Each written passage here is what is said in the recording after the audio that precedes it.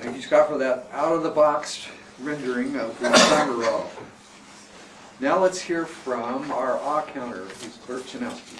Yo! Good evening, everybody. I'm the counter. I'll be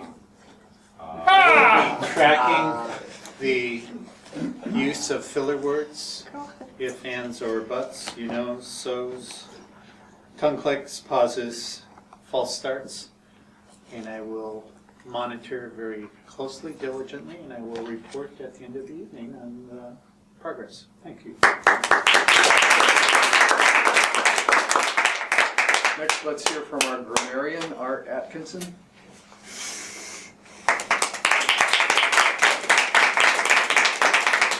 Good evening, Toastmasters. My role as grammarian has two aspects. One is for me to be watching for correct and positive use of the English language. Another is to look for mistakes, if any, happen.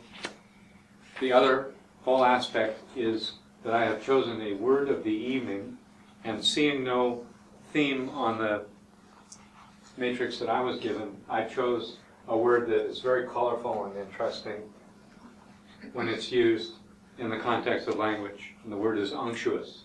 Unctuous. Unctuous. And it's a nice, colorful word, meaning literally oily. But when used about language, it refers to speech that is excessively sincere, has a tinge of insincerity to it, it's overly smooth or suave, involves too much flattery. Another synonym is smarmy. As an example, you're welcome, he said unctuously. So it's also an adverb, and I've seen unctuousness and unctuosity, and you can come up with lots of variations. I will count them all and give a report at the end of the meeting.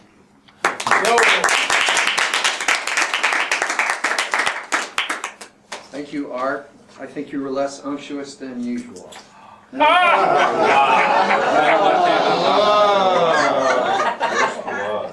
Here are the people we're going to hear from later.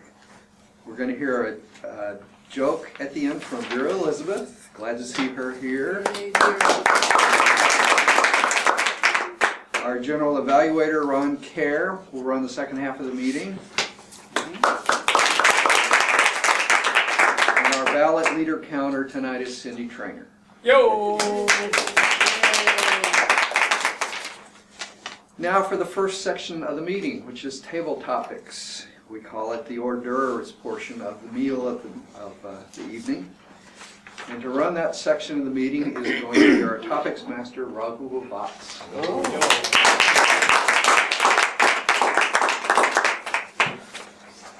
We have an extended table topic section today because of only 2 speeches. Table topics are those sections of speech where you have to speak at the instant.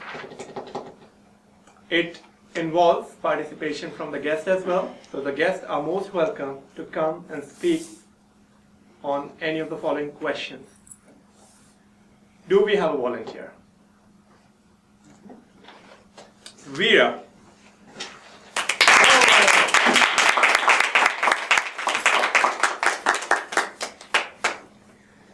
So Veera, I have questions from 1 to 10 for you. Select a number. 7. Dreams. Dreams are not those which you see while you sleep. Dreams are those which not let you sleep. Would you agree or disagree? Should I repeat? Yes, please. Dreams are not those which you see while you sleep. Dreams are those which not let you sleep. Would you agree or disagree? Yes and no.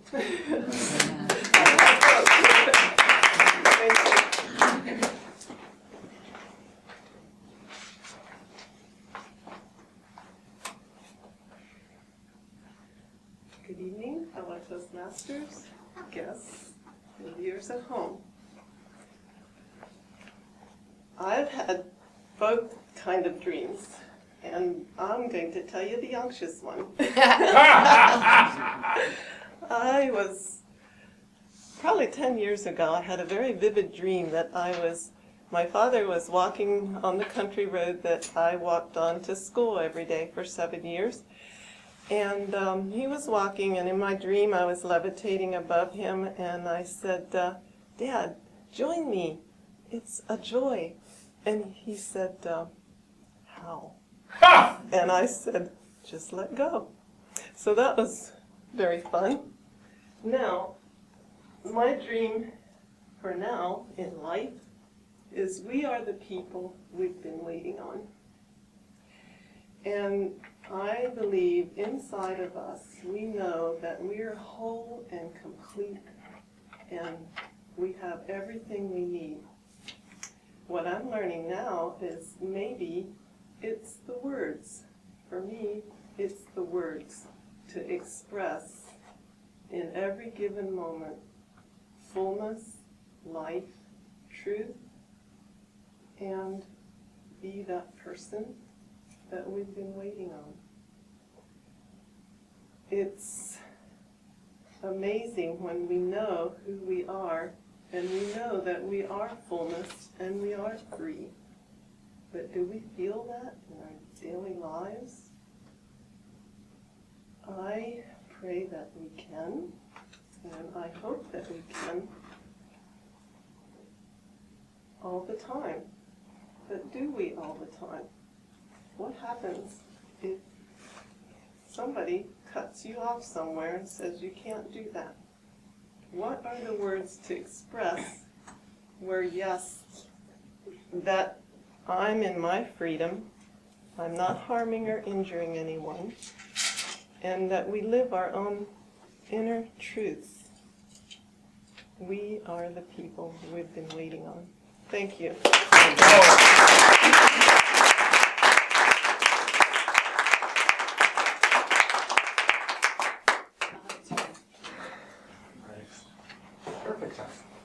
Oh, there are already 2 volunteers. I saw Stephanie went That's first. fine. Actually, I think I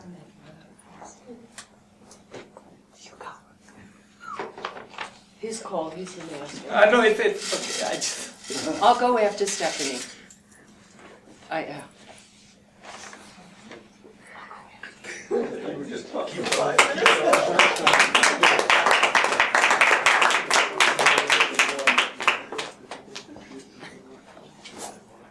All right, Stephanie.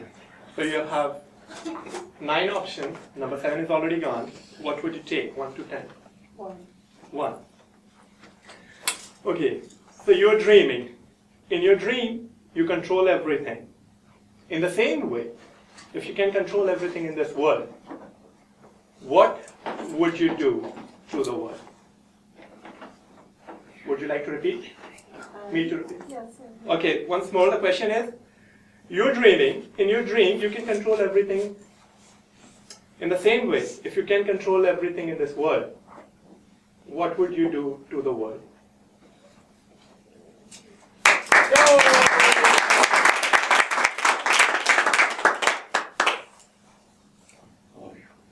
Hello, Toastmasters, and honoured guests and viewers at home. In our dreams, all sorts of things come up, like tigers, elephants, whatever. And in our dreams, in my dreams at least, I tend to be witnessing them as if I'm not really involved. But in reality, in real life, we are involved, we're part of it, we're part of the whole thing. So we do have a responsibility to take action and to make it progress in the way we'd like to progress, to make the world progress in the way we want it to progress. So if I could do anything, if I had the complete power that you have when you're in a dream, what would I do? Well, there's a few things. I think this is very similar to the topic that we had at our competition, really, about being president or whatever, but in a way having more power than the president has, what would I do? A lot more power. I'd obviously get rid of, well, I'd make it that genetically modified foods and things would at least be labelled instantly as soon as we can get it done. That's one thing I know I'd do, so that we have some control over what we eat. I would make it possible for anyone who wanted to learn to meditate at a school or whatever, or any institution, to have that ability, to have that funded, or partially funded. That's what I do. I think there's all sorts of things. I suppose in terms of war and things like that, I'd probably put a lot more attention on diplomacy, and it's a tricky situation in terms of war. I mean, I'd obviously create large groups of people who meditate to try and help that along, so that the people making the decisions make the right decisions. So that's some of the things I think I'd do, but really I'd have the freedom to try and make everyone happy, so I hope I'd find ways to do that.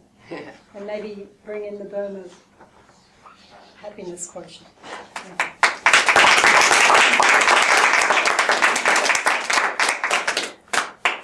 I already have the next volunteer, Diane Denbaum, but I'd like to request our guest also to kindly participate. Take your time, decide. It's an easy thing. There are 3 ways that you can speak on a table topic. Speak on the topic, speak about something you like, or take that topic and create your own story. Speak. All right, let's welcome Diane Denbaum.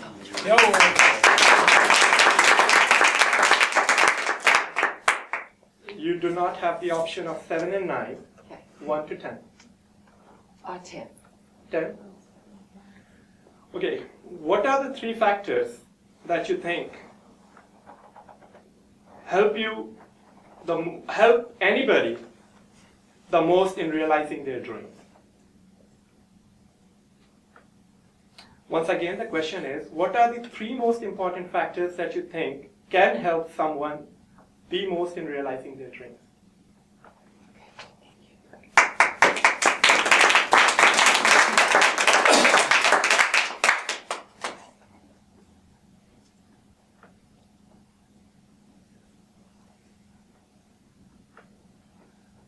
Good evening, Toastmasters and special guests and viewers at home.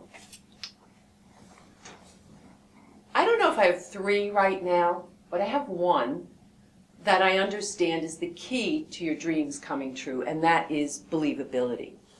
You start with believing in your dream, that the mindset that you have says, I can do whatever it is that you want to do. I'd like to just take the word dream and spin off that to tell you an experience I had just today, last night into today, and it also has something to do with believability. Last night when I was going off to sleep, I was in just going to sleep. I knew I wasn't quite asleep, and I began to think as I was laying there, oh my goodness, I think Jesse's visiting me right now. And Jesse is Hopi, my daughter's fiance, that passed away, drowned at Waterworks Park last summer. I'm not one that has all these experiences and that, but this was happening.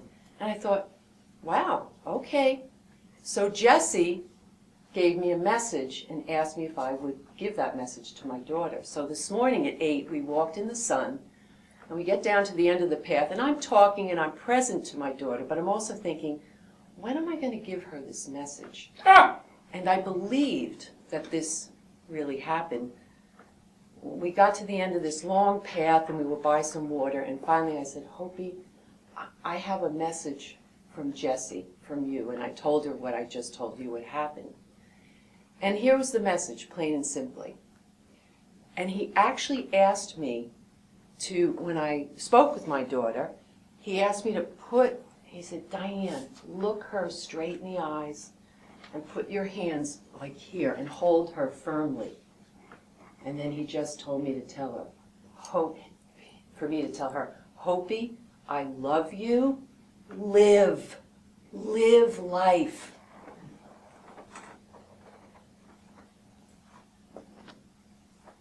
Thank you.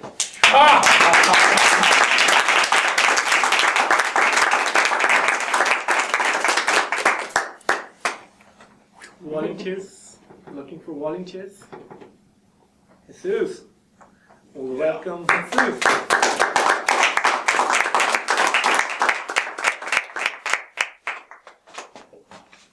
You know, Jesus, I really like your smile, man. Thank you. All right, so you have the option from 1 to 10 besides number 7, 9, and 10. 3. 3. Is there a dream that you have lived or realized? Would you like to share it with us?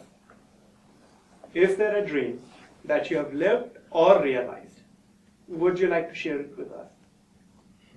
Or is there a dream that you really would want to live or realize in your life? Thank you.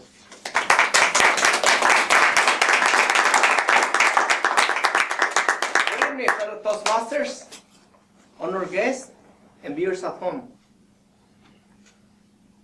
A dream that I live and I love to share.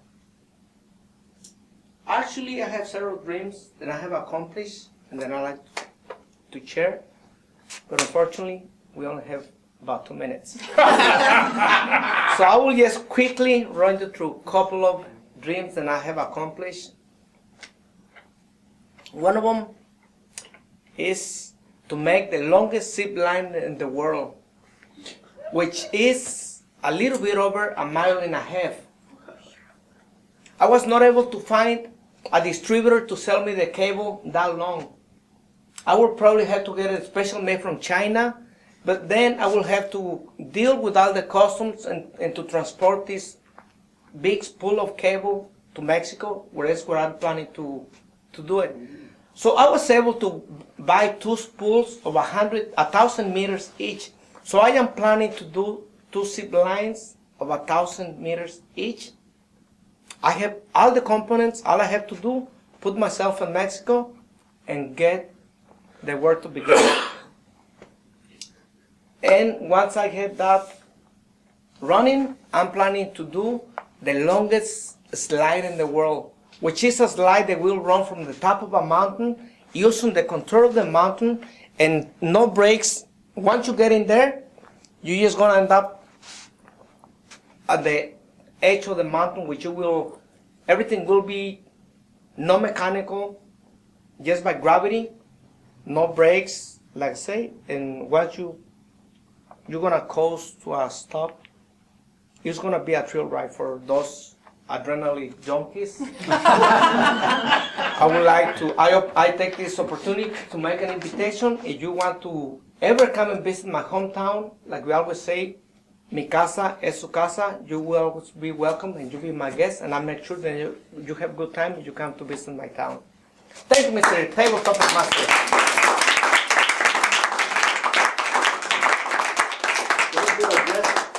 Yeah, comments.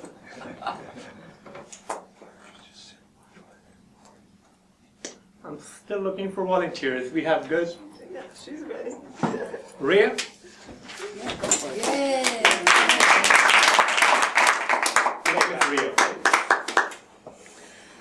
All right, Rhea, you have the options of number 1 to 10 besides 1, 7, 9, and 10. 3. 3. Oh, something's wrong here. All right. Sorry.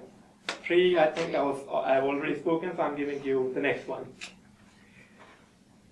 Your best friend is really following the path to live his dreams. At times, his moral has been down. How would you help your best friend in the time when his moral has been down so that he can live his or her dream? Do you want me to repeat the question? Ah! Your best friend is trying very hard to live his dream, his or her dream. but his morale has been down. How would you help him or her in such a time when his morale has been down so that he can live his or her dream?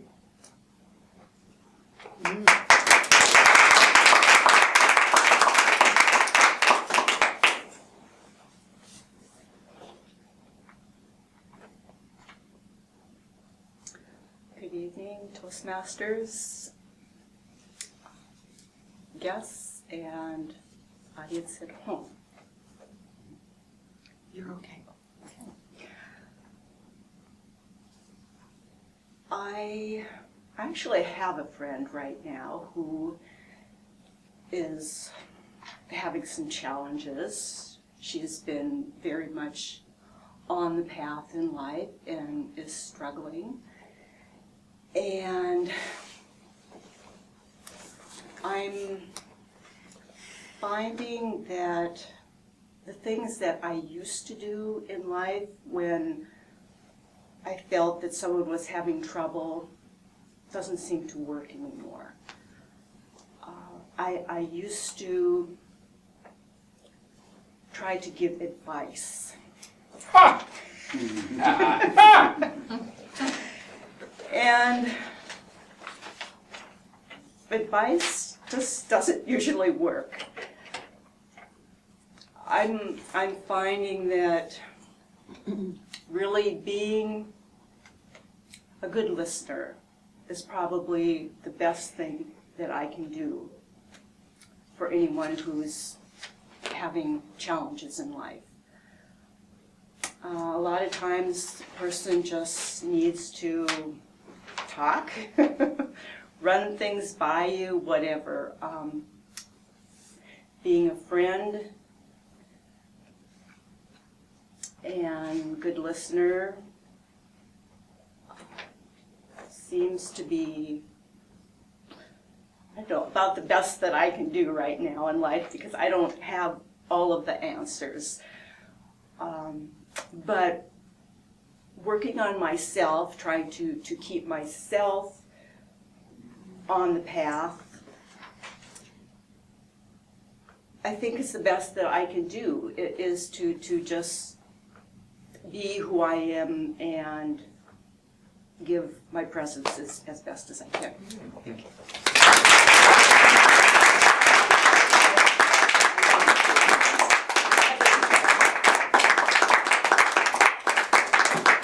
Volunteers? Yay. Yay! May I know your name? Catherine? Catherine. Catherine, you have number 6. 6. Okay, that's Yeah, easy. number 6. Makes my life. Keep it track. Crossed out. Okay. This is an easy one. According to Hill, huh? All right, okay. Dream often comes while you're asleep. And to sleep, children need a storybook. What is your favorite nighttime storybook? Should I repeat? I think I've got it. Okay, what is your favorite nighttime storybook? Thank you. Oh!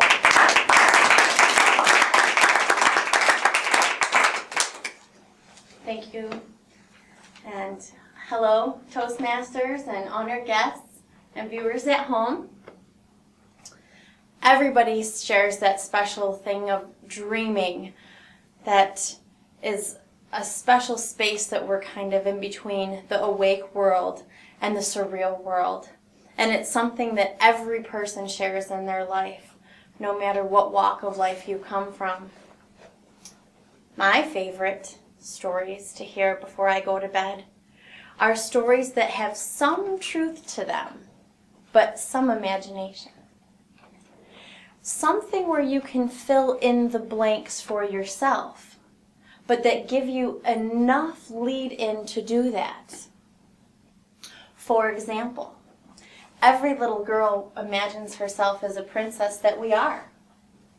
And when you go to sleep, you want to dream of unlimited boundaries, a magic world where anything is possible. So when you're given a story before you go to bed by your favorite storyteller, they might tell you something like, once upon a time, Ron was a prince. And when he was a prince, he was walking down the street and stumbled over a rock, or what he thought was a rock. And it turned out to be a toad. And he picked up the little toad, and it was slimy at first and kind of jumped out of its hands. But as he grabbed it, he looked, and it wasn't just any kind of toad. It was a toad with pink, bright lips. And it said, well, how do you do, Ron? And she said, I'm just a magic toad. And she said, and if you kiss me, I'll become a princess. And so Ron, in his dreamy state of being awake and dreaming, kissed the toad. And then he woke up, and Mom said, good night, Ron. Thank you. We were sent home.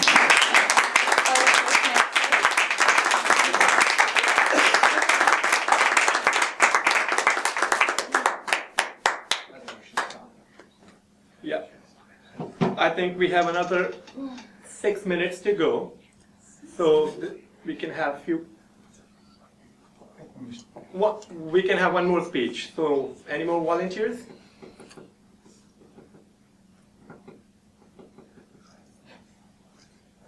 Anybody? Bird? Bird? Bird? Bird! Bird! Yeah. Bird.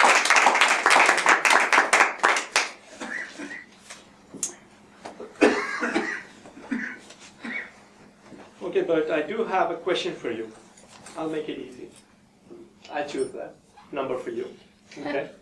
Okay. In India, we have a myth associated with dreams. And it is said that if you see a dream during the dawn period, it comes true. Do you have any such myth story that you grew up listening to related to dreams?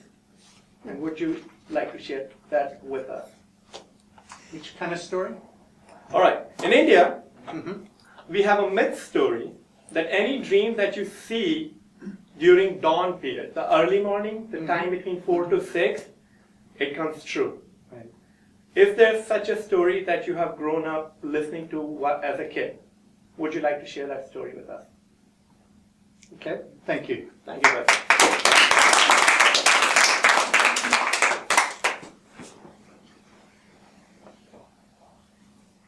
Toastmasters, honored guests and viewers at home. The dream at the dawn period of time, just as I'm coming home from my slumber,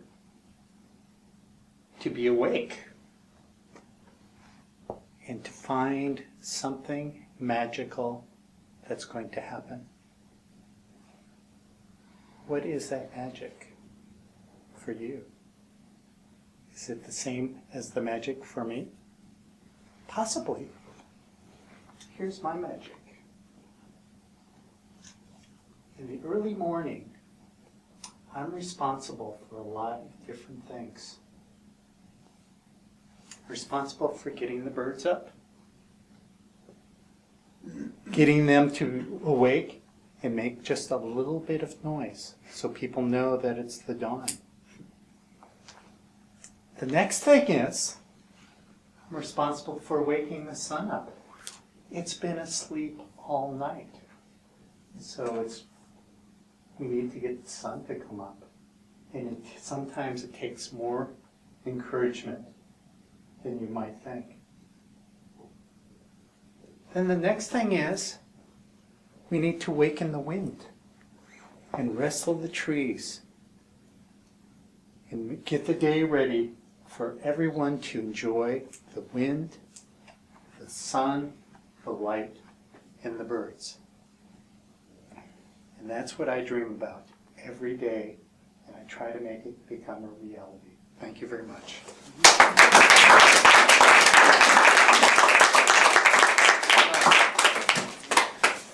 with that, we came to the end of our table topic section. At this point of time, I'd like to ask the timer if everybody qualified. Everybody did. All right. Would you repeat their name? Would you repeat their names for the vote? Absolutely. So Vera, Stephanie, Diane, Jesus, Ria, Catherine, and Burr. All right. So, and it's the time where we vote for the best table topic speaker. You all have a slip. Write down the name of the speaker that you think was the best. With table topics, I can say one thing. None of the speeches can be unctuous, if I'm correct in speaking that word. Little difficult for me to pronounce. And that makes the job of table topics evaluator really tough, because these are all very sincere speeches coming right from the bottom of your heart as you're speaking on the spot. At this point of time, I'd like to turn the meeting to our table topics evaluator, Jean Simonton Craig.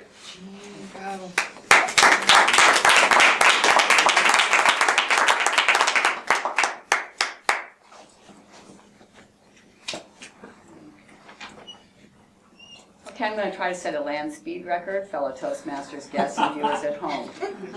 Vera, sleeping dreams and goal dreams. So she distinguished both types of dreams. I really like that she said, we are the people we have been waiting for, and that's what anchored her table topics. I'd like to suggest wherever she went, there she is, that a little more eye contact, but she's really improved in her eye contact over the time that I've known her. And also some bigger gestures. She tends to kind of stay in here, but that's okay. Vera, are you seeing this here? But the eye contact has really improved a lot. So Stephanie gave a differentiation of dreams, witnessing, being a little bit removed, versus when we're in life, we have to act. I like that.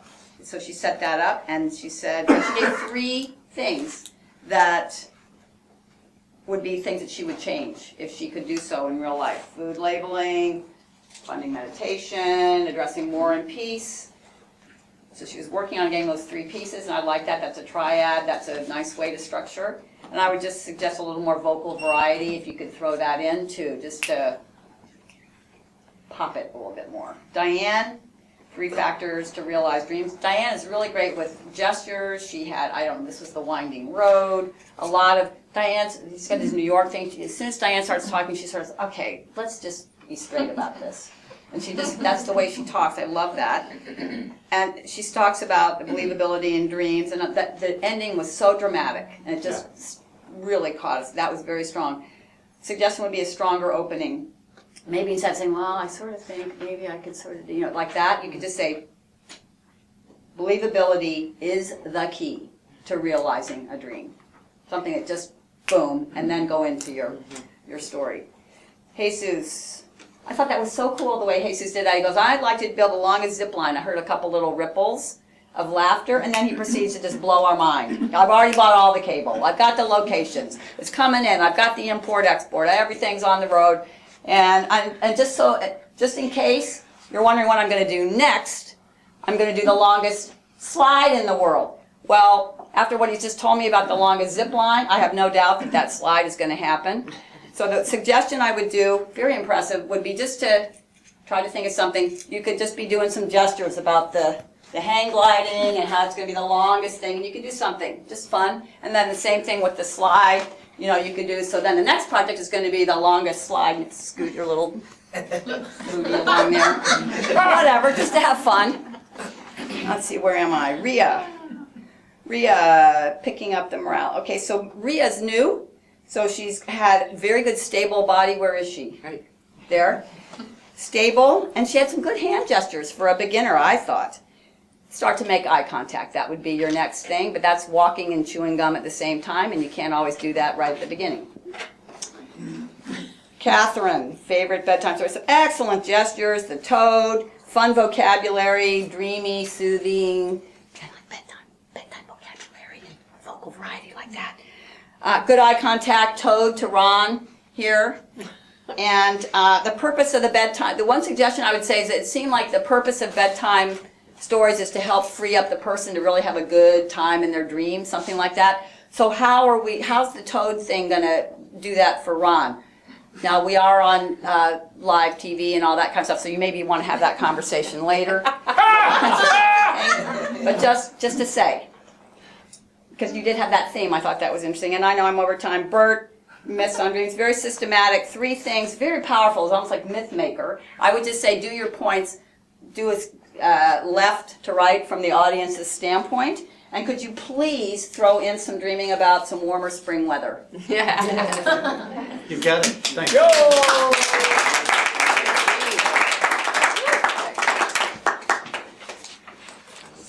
Let's all catch our breath after the land speed record. It is now time for the second section of the meeting, which is prepared speeches. This is our section where we have the main course of the meal.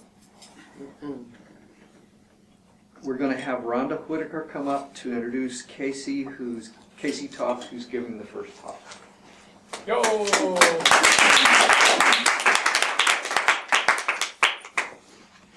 Casey Toth will be speaking on his second project in the Confident Communicator Manual, speech number 2. The title of his speech is Bhagavad Gita, Consciousness versus Commodities. It is 5 to 7 minutes. Casey came to Fairfield in August 2012 to attend MUM to get a master's in Vedic science. He's a very private person. I actually had to pry a few personal details out of him. Casey loves soccer and started playing soccer in his 30s. The title, you already know. And there was something else. Oh, he's read the Bhagavad Gita at least 100 times. No, not really. Hold on just a minute. I have to give the objectives for your speech.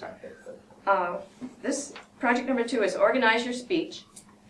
It's an executive summary where you have good speak organization. You learn how essential it is for your audience to be able to follow and understand your presentation.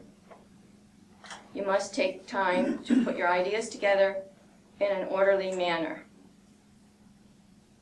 His objectives are to select an appropriate outline, which allows listeners to easily follow and understand his speech. He will make his message clear with supporting material directly contributing to that message. He will also use appropriate transitions when moving from one idea to another. And he will create a strong opening and conclusion. All these things take practice, and this is his first practice with this organizing. I will be evaluating him on his work, and help me warmly welcome Casey Toth.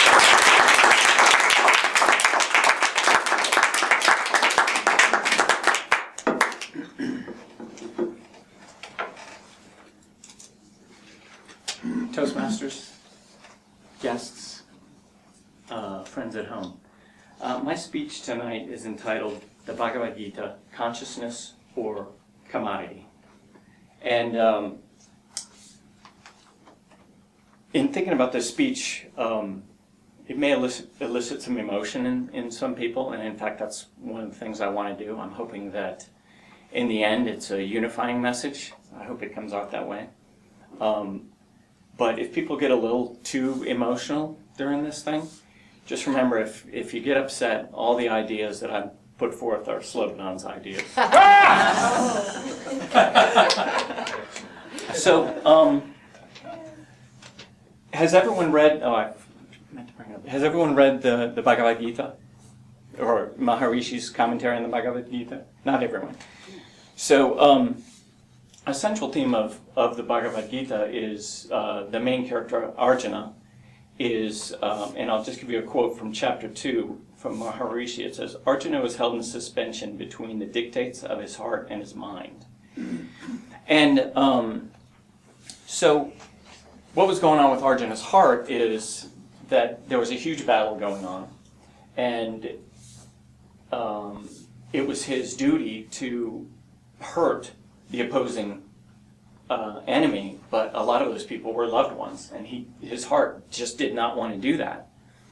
On the other hand, his mind knew that it was his dharma, it was his duty to do this fight in the path of righteousness. So I equated that, I actually did a paper for this at MUM. I equated that to the current two-party political system that we have going on, in which Republicans are more of the mind of, they're concerned about the size of government and how if the government gets too big, then it's going to fail. So that's the mind aspect. The heart aspect would be the Democrats' issue that they want to make sure everyone is taken care of, that everything is, there's a safety net and everyone is taken care of. So I kind of did like a conversation thing, and so Republicans are over here, Democrats are over there. So a Republican might say, Obama's is gonna spend this country right into default, and the reply might be, "Are you serious? Obama is the only person that's really taken this tax. Would be solved if the Republicans would allow taxes to be given." A Republican might say, what about the death tribunals for the elderly in Obamacare?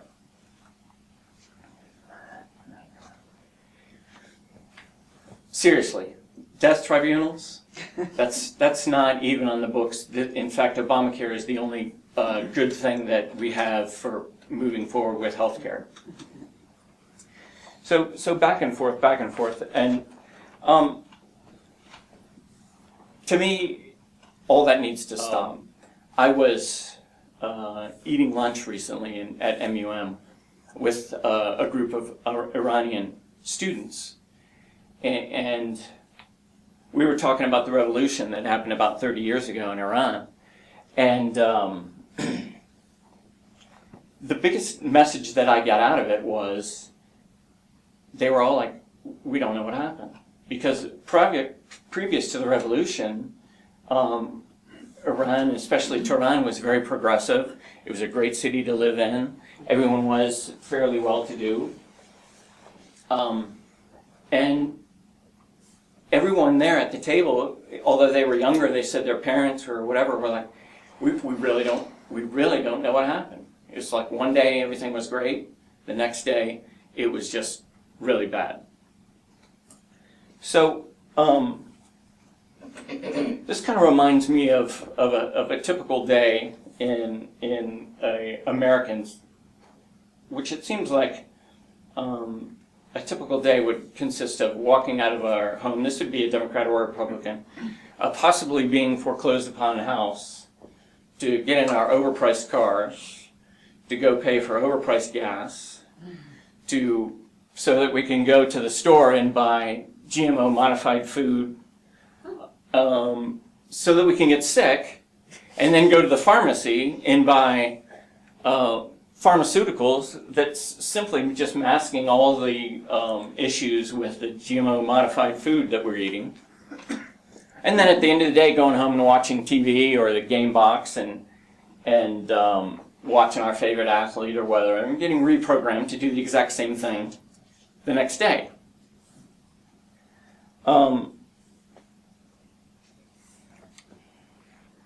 So, from a consciousness state of view, to me,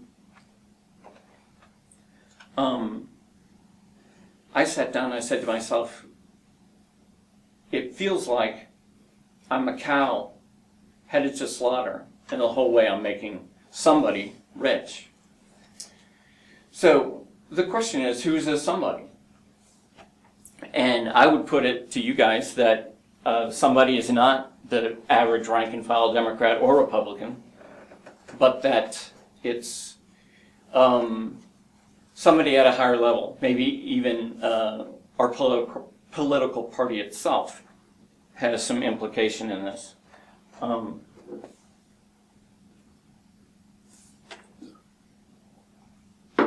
So my message, overall message is, the next time that you're seeing some injustice or you're feeling taken advantage of in any way.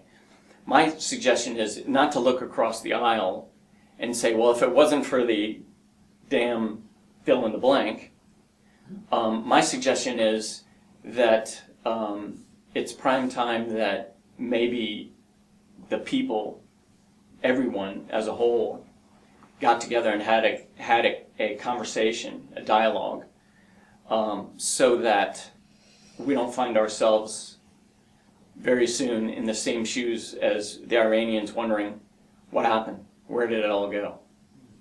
Thank you. Thank you.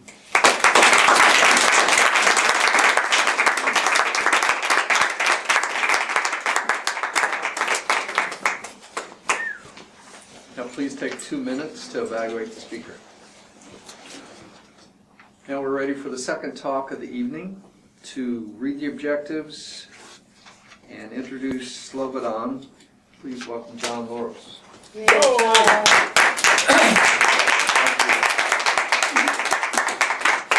Golden speakers, viewers at home, and honored guests, we are in for a treat tonight because every time Slobodan speaks, we just love his enthusiasm. And I know tonight he's going to show his enthusiasm in a vocal variety type way. He's going to raise his voice, lower his voice. He's going to speak faster, he's going to speak slowly. He's going to be unctuous in his speech. Oh, Jesus, I just want to say something. When you talk about the slide, all I could think of was unctuous. Slobodan is speaking on the CC number 6. His title is The Art of Observation. So, Slobodan, a little personal history. Slobodan came to Fairfield, and as opposed to Casey, it was easy to get personal information out of Slobodan. Yeah. Slobodan came to Fairfield in 1990. He completed his MS in CS in 1993. He has been working in various medical device companies. Very interesting. When I need my pacemaker, I am going to come by. And he's been doing that for the last, around the country all those years. But for the last 2 years, he's been working on private projects. For an engineer working on private medical projects, now that's interesting. He joined TM almost a year ago. What he's going to be speaking tonight is the art of observation. And I think that's a very Zen-like title because he's talking about observation, but then he's going to speak about observation. And he's going to talk about observing oneself, observing to learn, observing to evaluate, observing to entertain, and observing to decide. Let's welcome Slobodan.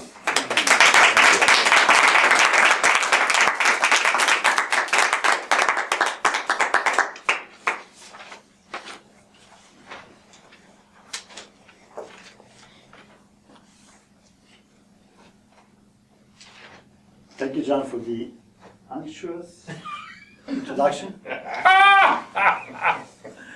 Fellow Toastmasters, viewers at home, and honored guests, in the next 6 minutes and 11 seconds, you'll learn several ways how you can observe in your everyday life in an unctuous way. Twice. So let's start first with the self-observation. Sit back and relax. Observe your breath. Is it slow or deep?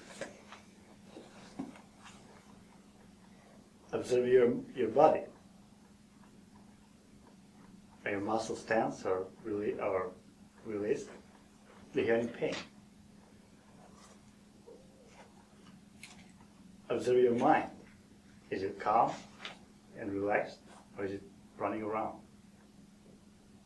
And observe your feelings. Are you worried or you're happy? How is that? Unsure. Self-referral.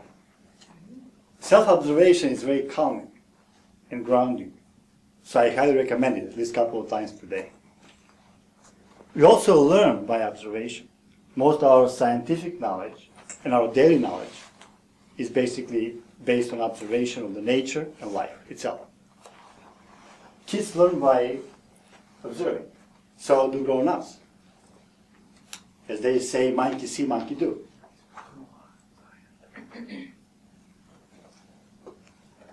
It's interesting to mention at this point that modern science confirms that in the process of observation, the expectation of the observer affects the object of observation. How cool is that?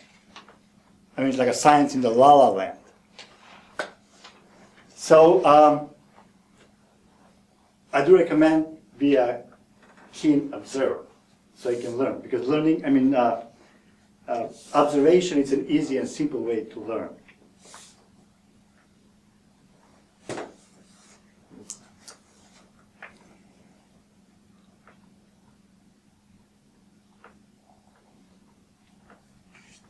We constantly observe others. And then based on that, we judge each other. And it happens on many different levels. It happens on the level of the individuals, on the level of communities, and on the level of nations. And that's one of the most manipulated type of observation. It gets me very angry just to think that when we say we are sending observers to Iran, or Iraq, or Libya, or Syria, or Serbia, or Macedonia, to know that at that point, actually a war has been declared. Innocent lives are being sacrificed. Cultures are being destroyed. And trillions of dollars from taxpayers' money around the world are being stolen, including US taxpayer money. We had to stop the warlords and the profiteers to make observations in our name. Enough is enough. We had to stop that. I mean, are we all so naive?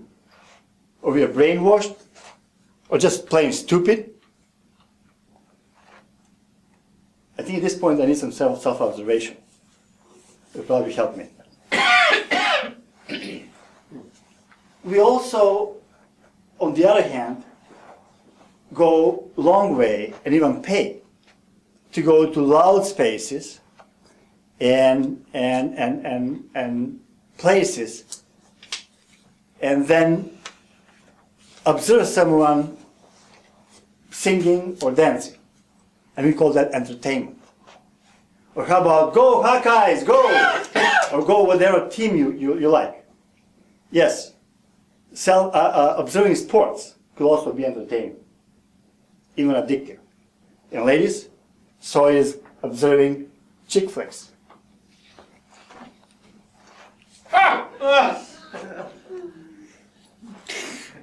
And my most favorite type of observation is when you observe something in order to make a decision. And I personally consider myself here an expert, probably a world-class expert. I mean, it makes sense to observe something before you make a decision, right? So I have been observing you guys for 20 years. 22, John, for the record, as you know that, right? Before I made a decision. I think I had to make a decision slightly faster than that.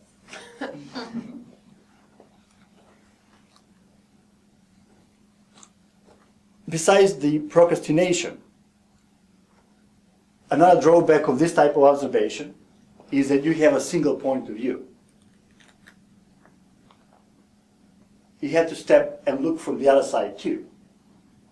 So don't stay on the fence. Get in. Because it looks very different from this point than from that point.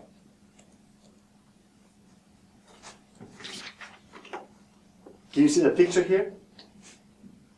No, words. I see it.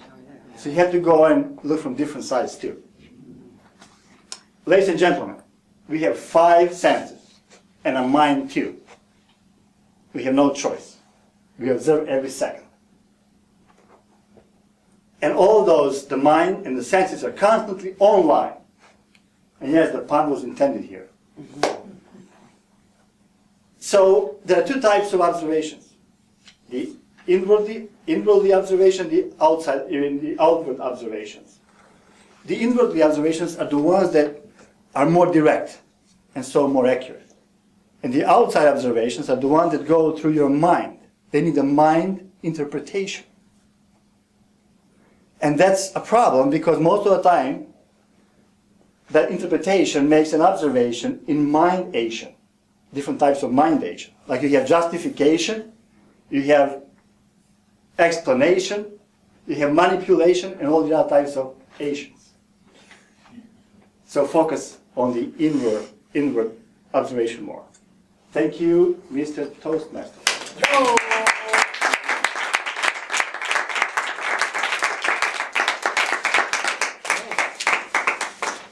Let's take 2 minutes now to evaluate the speaker.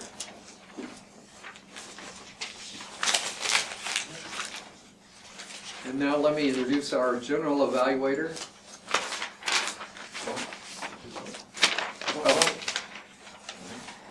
Mr. Timer, did both speakers qualify? Yes, if you're considering that Slobodan did not make it 6 minutes and 11 seconds as he predicted. Actually, it was exactly 6 minutes and 11 seconds. That's probably not correct. What? Because I used some time. You know, time is not really a linear phenomenon. Just in case. Relative to the observer. Fascinating, folks. Now, here comes Ron Kerr, Mr. General Evaluator. Yo! Hey, Ron.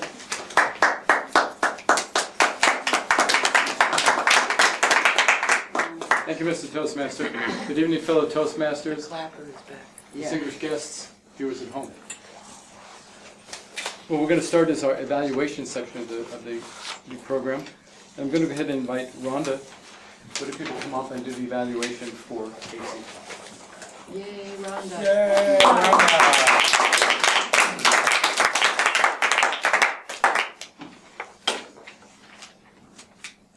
Casey, I thought you did a marvelous job with a very unusually politically correct and incorrect plot.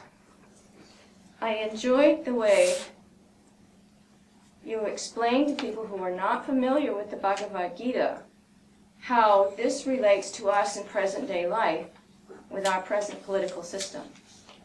I thought it was effective to help people understand where you're coming from and where your speech was going.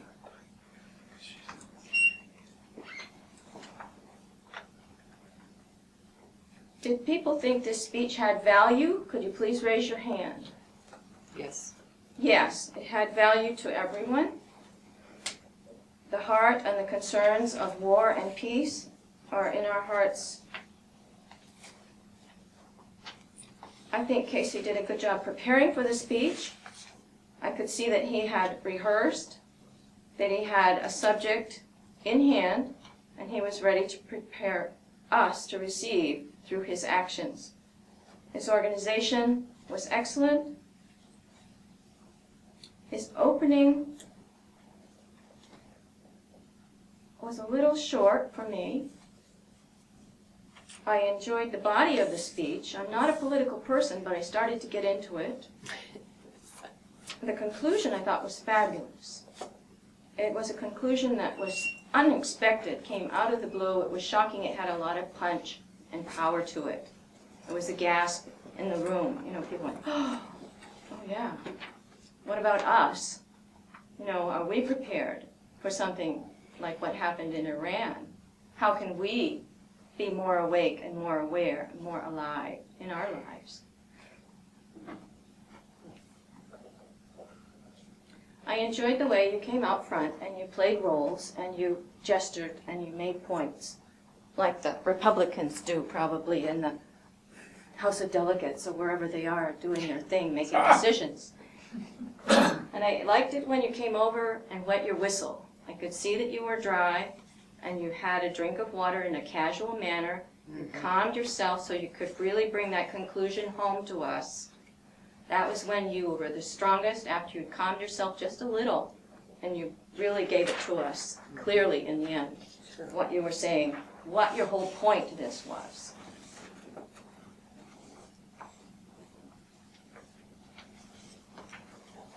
I feel this was an inspirational speech for me. I hope that you will continue to do more speeches like this. I think you have a lot of potential. And there's one thing I would suggest that you could do with regard to filler words to help you break your filler words, and that's to be ah counter. Take the role of ah counter once in a while until you start to see those ahs and ums and so's and buts disappear. And give yourself a star each time you cut some of those off. Thank you, Casey. It was a powerful speech.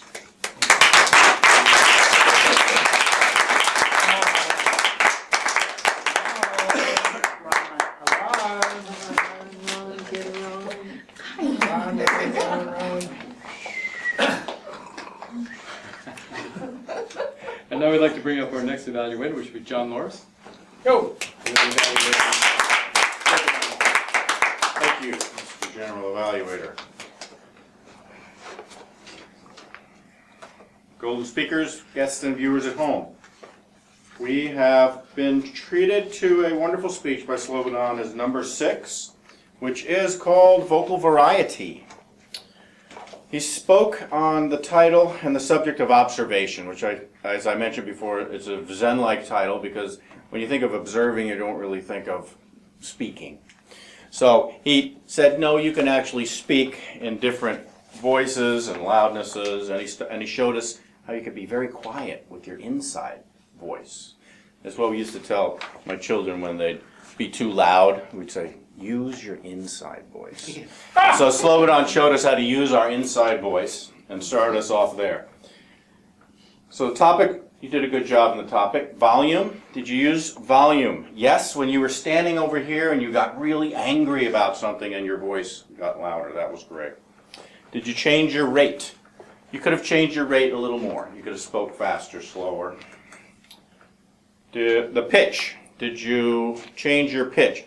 Now, I don't know what that really means, because that's a tough one. If you're a man, do you talk in a girly voice? If you're a woman, do you talk in a low voice? Do you go up and down like that? That, I'm going to have to practice myself, because I'm going to do this speech next week, too. Your quality. Quality, I call quality pleasant speech, unctuous speech. Very pleasant, you want to listen to it, but you don't want to quite go to sleep to it. You know, it's not that kind of, and you did a good job there. Pausing, yes, you did pause. I like the pauses that you had.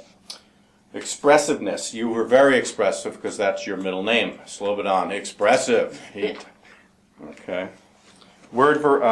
Vocal variety. Could have used a little more vocal variety. Somebody told me that I get into a little teachy speech and I just stay the same. I think as an engineer yourself, you get into that little lecture mode and you could move that. Organization. The organization, it's the only thing I would say to improve on, is that you started out with a great topic. You could have moved from the inside voice and then built to a big crescendo at the end with a big outside voice, big observations, how we observe the world. It could have gotten really, you could have really done something really great there. But otherwise, amazing enthusiasm again, and you really feel what you're telling us, and we really feel that you feel that. And thank you very much.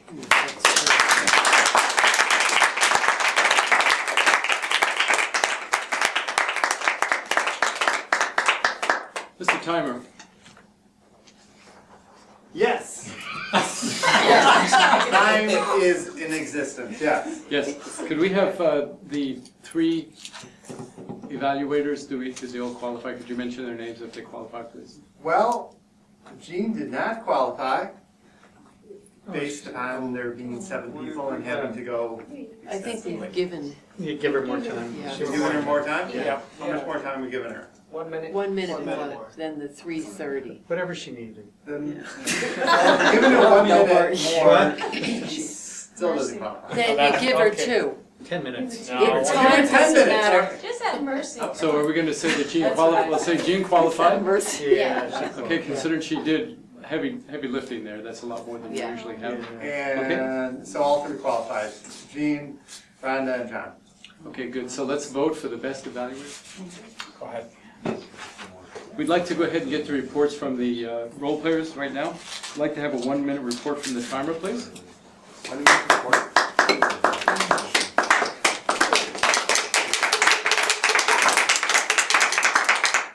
I am timing myself, which also makes things very interesting. In table topics, Vera had a perfect score. It was amazing how perfect it was. Stephanie was at 2 minutes and 26 seconds. Right at the edge there. Diane also right at the edge, 2 minutes and 27 seconds. Jesus, 2 minutes 13. Wow. Rhea 2 minutes 17. Catherine, 2 minutes 14. Bert, 1 minute 50. In speeches, Casey, 7 minutes and 26 seconds. Wow. Getting up there. Slobodan, 7 minutes 18. In table topics, Jean, 4 minutes and 2 seconds. Rhonda, 3 minutes and 7 seconds. And John, 2 minutes and 37 seconds. And again, don't get caught up in time. It's not real. Think about it. No, we're not even talking cosmic, quantum physics. Holes could turn either way. Time is not linear. Yeah, goodbye. All right.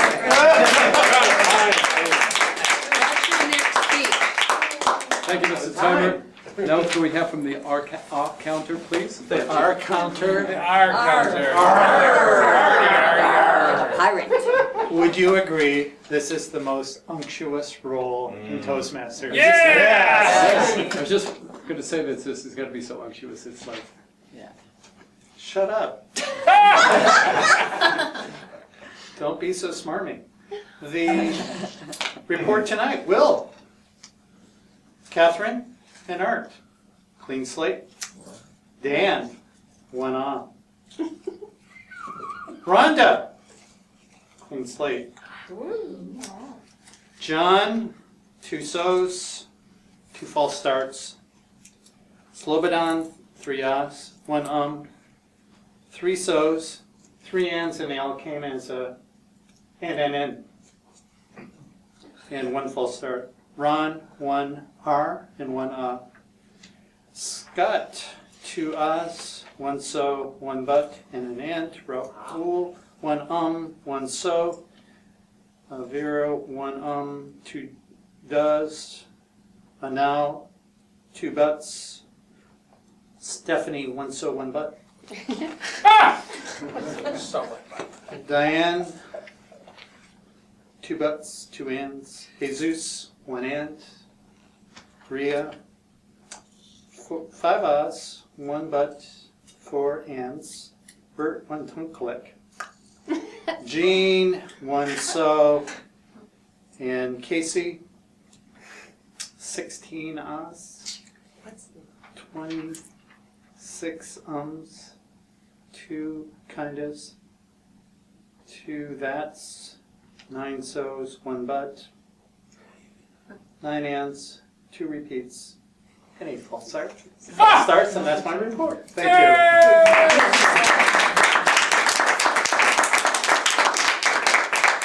thank you, Bert. Now we'll go ahead and have our report from unctuous grammarian, Art Atkinson.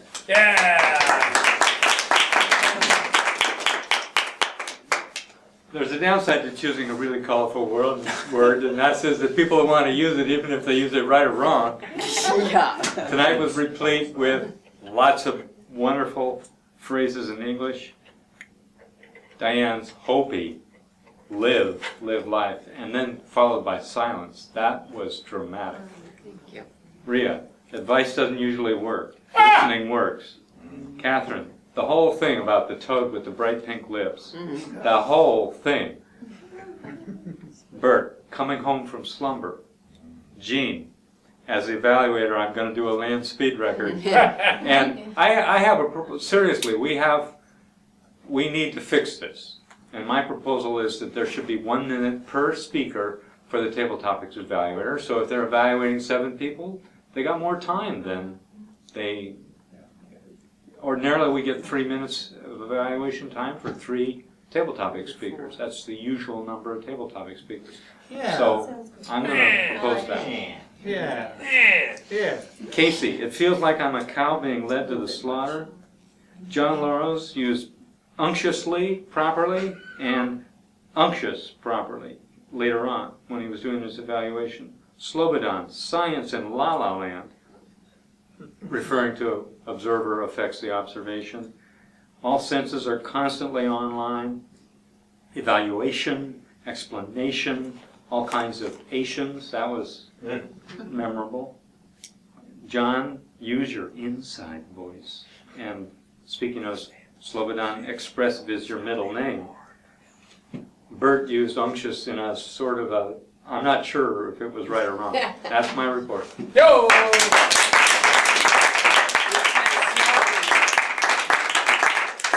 It was definitely right. And we're ready for our... And then we're ready for our joke master. Yay, a joke. Vera's got a joke.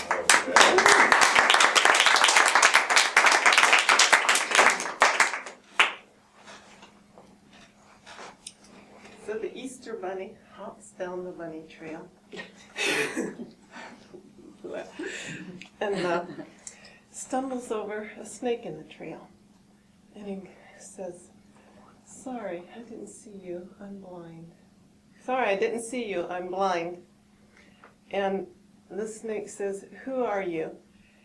The bunny says, "I don't know, I can't see myself, you'll have to feel me."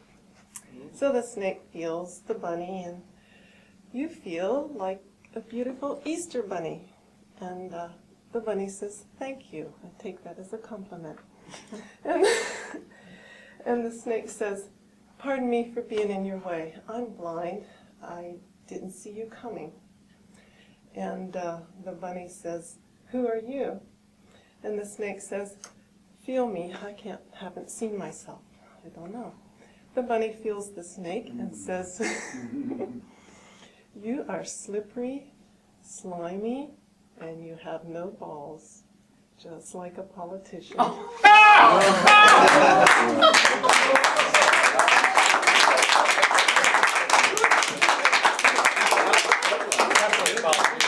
Okay. All right. Moving right along.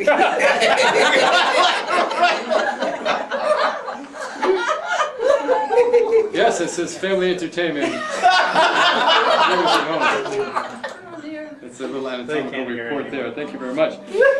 Okay, now it is time for the general evaluator to do the general evaluation, which is to evaluate everything. Evaluators. Oh, the evaluator. Evaluators. Yeah, well, the evaluators too, in part of the evaluation. I get 4 minutes to evaluate everything, including the evaluators. Focus on evaluators. Okay. Just the evaluators. And? Give them 10 minutes.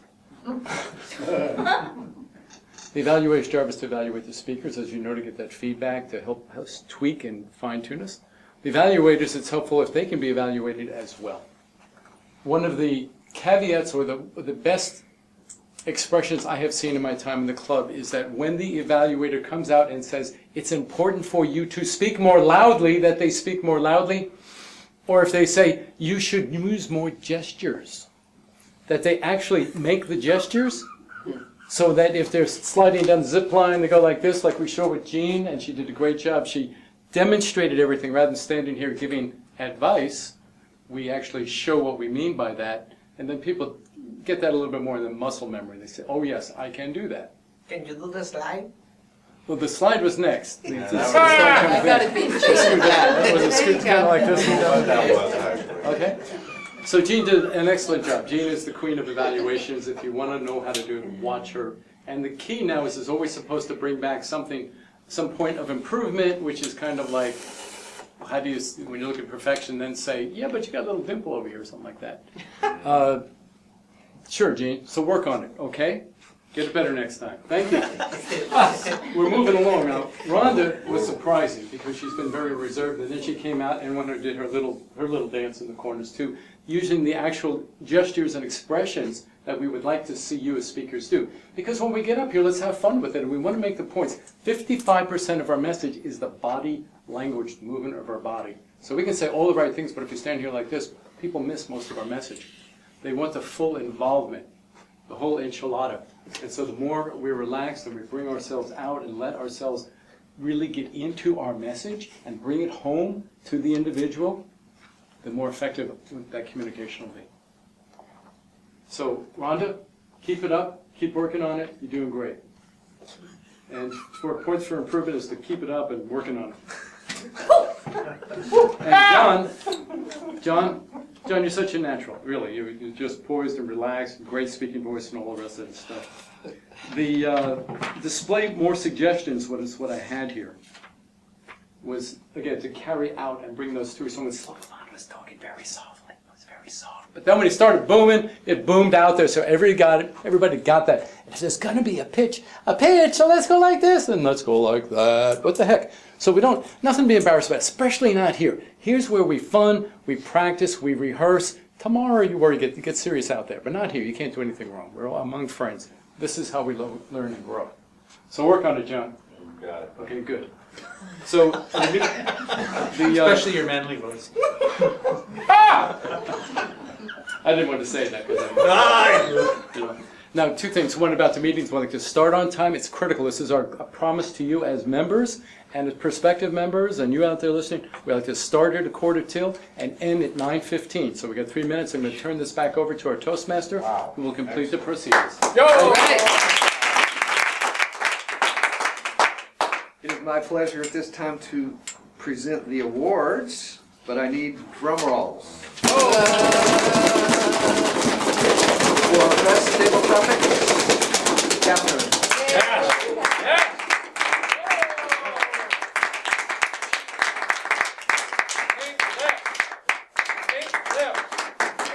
Toe to run.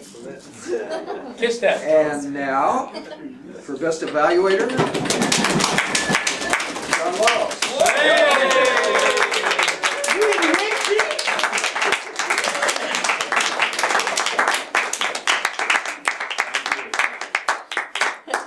You're living dangerously, John. Now for best speaker, love it on.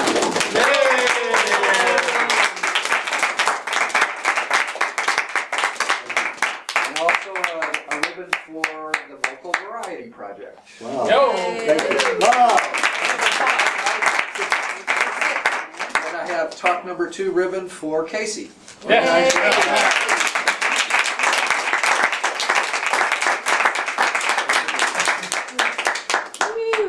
Now, President Will Burns. Yo!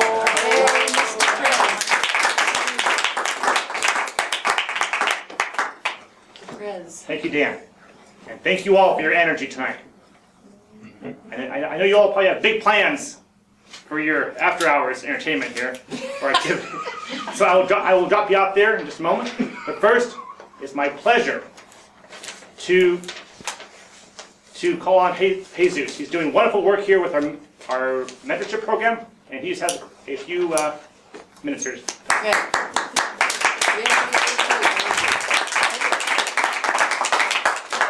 1 minute real quick. Slobodan, you qualified to be a mentor to do your speech number 6. And all the new members, I'd like to, please, if you want to take a moment before you leave, if you don't have a mentor, come and see me. And also, if you are over your 6th speech, you can come and see me also, and we can assign you a mentee. Thank you, Will.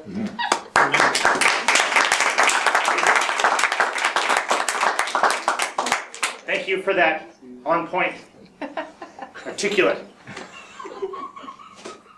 Unctuous. Nope.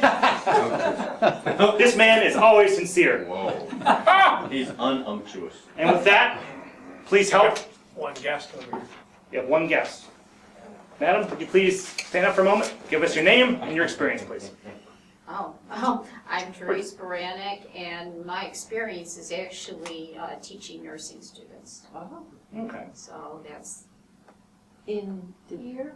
not here, no, in another state. What was your experience Yeah, tonight? what did you think of the meeting? What did you think of the meeting? Excellent, very, a lot of helpful, about speaking and everything. I really enjoyed that. Excellent. Thank you. Thanks for coming. Come back anytime.